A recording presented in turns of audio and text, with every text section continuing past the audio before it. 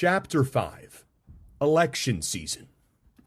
In late July of 2020, NBA players made news for displaying calls to social justice on the backs of their jerseys.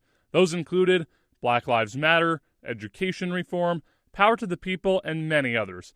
On August 26th, the Milwaukee Bucks responded to police officers shooting young black adult Jacob Blake in Kenosha, Wisconsin, by boycotting their playoff game against the Orlando Magic. The rest of the league followed suit, and there was serious chatter about canceling the season as a whole. Play eventually resumed, but those boycotts set the stage for one of the most monumental and historic elections in American history. You're in voting now. Vote and let your senators know how strongly you feel. Vote now. Are you going to pack the Make court? sure you, in fact, let people know you're a senator. I'm not going to answer the question because the question is radical left. Will you shut up, man? Listen, who is on your list, Joe? Who's on your list? Gentlemen, I think this is so unprecedented. He's going to pack the court. We're not going to give a list. We have ended this segment. We're going to move on to the second segment. That was really a productive segment, wasn't it? Keep yapping, man. The people understand, Joe. They sure 47 years, you've done nothing. They understand. All right. That was just a sample of it. The 2020 U.S. presidential election was one of the most unique demonstrations of democracy of all time, thanks to COVID. That clip you just heard came on September 29th. Incumbent Republican candidate Donald Trump and Democratic nominee and former Vice President Joe Biden took to the stage for their first debate. But for CBS News' Scott MacFarlane, press access was not what it usually is. I was in a sanctuary of watching them from home and, consuming them the same way America consumed them. And I wasn't covering the presidential race, so I didn't have too much skin in the game. All I know is I was a person who reported on politics. And I found that they defined at least the last 3 years of politics. That debate left a lot of confusion, head-scratching, and befuddlement among the American people and the media. And to think there were still 2 debates left after that.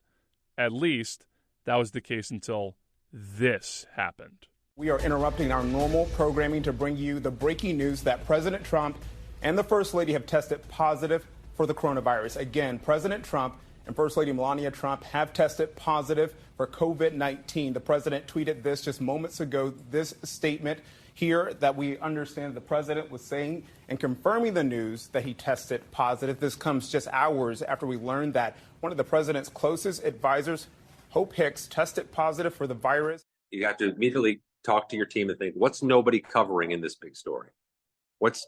Everybody's chasing, COVID exposure at the venue. Everybody's chasing the political impact of this. Everybody's chasing reaction from Team Trump and Team Biden. So we decided to look, well, where's the president going to be hospitalized? Let's look at that. So we did a deep dive into Walter Reed Medical Center's presidential wing. They have a presidential wing at Walter Reed Medical Center, just in case the president gets sick. And I don't recall my reporting, but it hadn't been used in quite a while for obvious reasons. But we had a source who had worked there. And he just told us all about it. We spent our time doing that because it was a counterintuitive thing to do, not because it was the biggest story on the table, but it's one that nobody else was covering. After President Trump's positive test, the second of 3 debates was called off after a strong reluctance to participate in a virtual debate. But in the eyes of MacFarlane, that may have been a good thing. They're a hot mess. They're awful. They're awful in lots of different ways. They're awful for democracy. They're awful for media. They're awful for the execution of a political campaign. They were just awful. And I think that was the defining part of them. It wasn't just who won the debate or who lost the debate, but can you believe a debate became this? That's different than the ones before it. It's different than the ones in 2016. I mean, it was just different. And I think it was a foreshadowing of the hellscape that American politics is in for this year. It's just telling you what's coming. This is what the next generation, hopefully not, but the next few years of American politics is going to be like. It's exactly how it's played out. Those debates were certainly memorable during the 2020 election, but not necessarily for the right reasons. Remote coverage and bickering between the 2 candidates certainly stuck out. That carried over to the vice presidential debate between Mike Pence and Kamala Harris. Harris at one point said, "I'm talking," when Pence interrupted her. But the debates are only part of the story. The election was held on Tuesday, November 3rd, and results flocked in throughout the day and night on every news outlet imaginable. It felt like the entire world came to a pause awaiting the results, but we didn't get anything official that night. We had to wait. And MacFarlane knew that would unleash chaos. It really sowed the seeds for people to claim baselessly about fraud or about chicanery when you have voting that is changed in its logistics, changed in how it's executed, more absentee, more early voting, more voting from your car so you don't have to go into a public place. You're just planting the seeds for people to say something was a foul.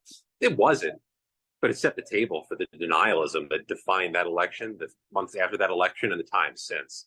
I think there's a very practical impact it had on the legitimacy, the interpretation of the legitimacy of the election, because COVID forced them to change the maneuvering and the logistics through which people voted. Put that aside. Seemed to be a pretty prominent issue for the former president. He was getting raked over the coals for his mishandling of COVID. And so it was a pretty prominent campaign issue in addition to being something that fueled the fire of denialism. COVID impacted the race and eventually the outcome, but we didn't get that result until Saturday, November 7th.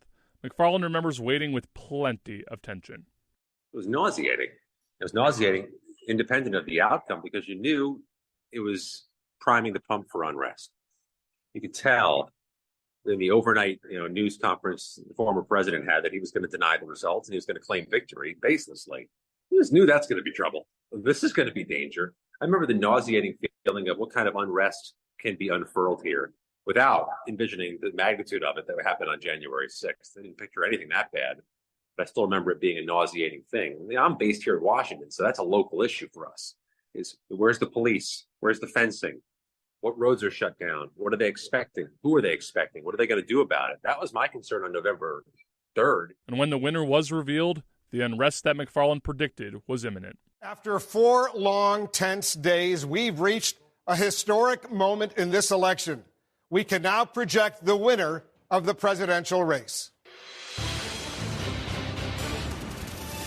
CNN projects Joseph R. Biden Jr. is elected the 46th president of the United States, winning the White House and denying President Trump a second term. We're able to make this projection because CNN projects Biden wins Pennsylvania, the former vice president, in his third run for the highest office, pulling off a rare defeat of a sitting commander-in-chief. Amidst all the chaos, absentee ballots, crazy debates, Joe Biden was elected as the 46th president in American history. He was elected on a Saturday, with fewer people working, including journalists. But McFarland was more than ready to go. That was different, obviously, but it wasn't unexpected. It was a Saturday. It was the Saturday after Election Day, which, oh, by the way, you know this. Everybody has less, apparatus and people in place on a Saturday than they would on a weekday. So you had to you start marshaling your resources to be ready for it. And there was an expectation it could come that day. So people were in place. It was just a matter of when can we say it, not when are we ever going to say it, or what, are we ever going to be able to call this thing? We knew it was coming. We knew it was imminent. And Saturday in the morning, finally, the time came.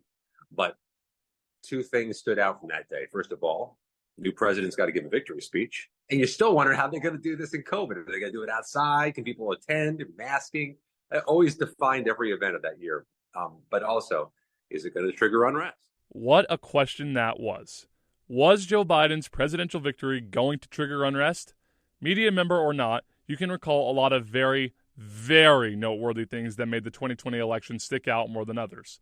Record high absentee ballot numbers, debates turning extremely ugly extremely quickly, and having to wait 4 days after Election Day to hear the results.